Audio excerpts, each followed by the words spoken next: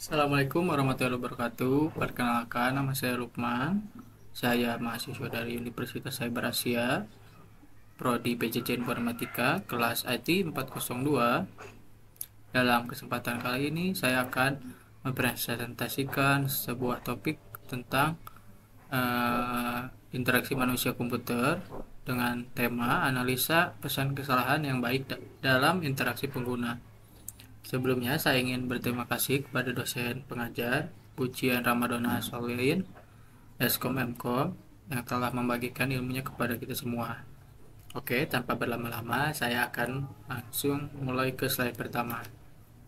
Oke, kita masuk ke slide pendahuluan.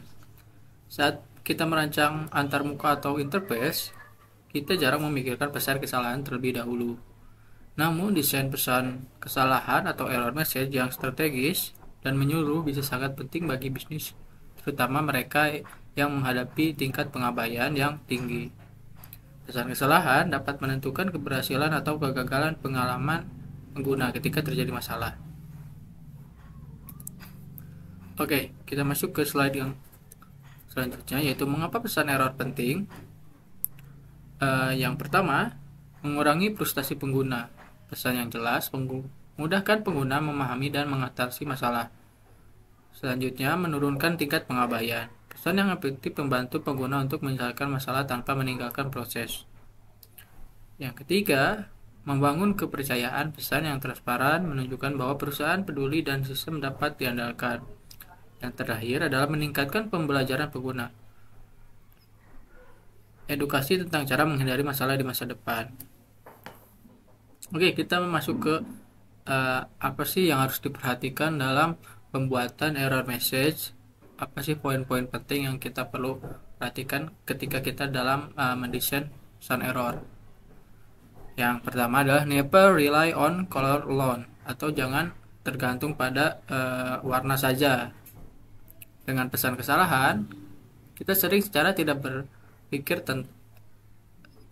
sekali secara tidak sadar berpikir tentang teks merah tebal.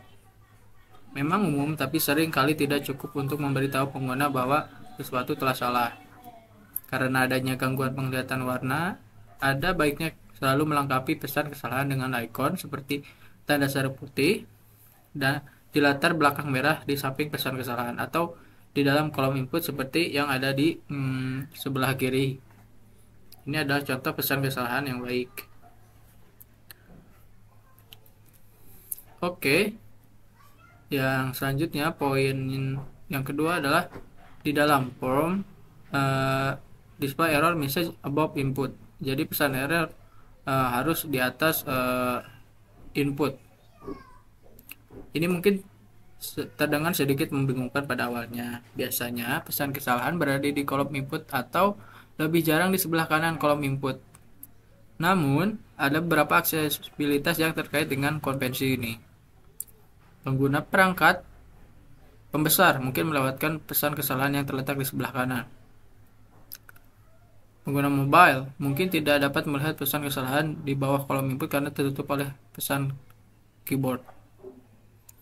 Yang terakhir, pengeditan input. Pesan kesalahan bisa tertutup oleh fitur autofill browser atau saran autocomplete input. Oke. Yang ketiga, in table display error message inline. Jadi di dalam table kita harus menampilkan message errornya inline. Karena ketika menimbulkan pesan kesalahan dalam table, sebaiknya dipertimbangkan pendekatan alternatif untuk menghindari penggeseran layout yang banyak pada setiap baris. Salah satu pola yang sederhana adalah menampilkan pesan kesalahan di baris yang sama dengan tempat kode yang berada. Untuk pesan kesalahan yang panjang, gunakan fitur accordion untuk mengkolaps dan memperluas pesan. Oke, yang selanjutnya adalah don't rely on toast error message. Apa sih toast message itu? Toast message adalah notifikasi animasi yang menginformasikan pengguna tentang perubahan status sistem dengan pesan yang mengapung. Meskipun jarang digunakan untuk formulir, mereka sering muncul di tabel dashboard perusahaan. Oke, jangan bergantung pada toast message ini karena waktu tampil singkat. Pesan sering menghilang sebelum pengguna dapat membacanya. Lalu jarak input. Pesan toast sering jauh dari input yang salah, membuat sulit untuk membaca dan memperbaiki kesalahan sekaligus. Selanjutnya, blok konten. Pesan dapat menutupi konten penting atau input yang salah. Kemudian, aksesibilitas. Pesan harus diumumkan kepada pengguna pembaca layar dan memungkinkan perpindahan fokus yang efisien. Yang terakhir, keterbatasan konten. Ruang terbatas membuat sulit untuk memberikan bantuan detail dengan gambar atau video. Oke. Selanjutnya adalah invest time in testing error message. Jadi kita harus menginvest waktu untuk mengetes error message yang kita buat. Secara umum, saya berpendapat bahwa menghabiskan waktu dan upaya untuk menyempurnakan teks pesan kesalahan atau error message adalah salah satu investasi yang baik yang dapat dilakukan perusahaan. Jarang ada inisiatif desain lain yang dapat memberikan dampak yang sama terhadap konversi seperti membantu orang mengatasi beberapa kesalahan yang membingungkan dan tidak jelas dan salinan yang bermanfaat. Oke, di sebelah kiri adalah gambar error format yang baik. Jadi yang poin yang pertama adalah katakan apa yang terjadi, katakan terus beritahu kenapa ini terjadi.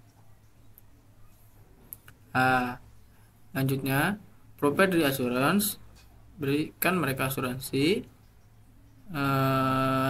bahwa datanya sudah tersimpan, contohnya beri mereka jalan keluar, terus bantu mereka untuk memperbaikinya. Oke, kita berada di penghujung presentasi. Kita masuk ke poin kesimpulan. Pada pandangan pertama, menangani error message mungkin tidak terdengar seperti masalah besar. Namun saat kita mendalami detailnya, ada banyak pertimbangan yang mungkin menyebabkan tingginya pengabaian atau membantu orang menyelesaikan masalah dengan cepat. Mungkin kita baiknya harus mendesain error message yang bagus supaya ketika pengguna membuka aplikasi kita dan mereka mendapat pesan error, mereka tidak kebingungan atas apa yang terjadi.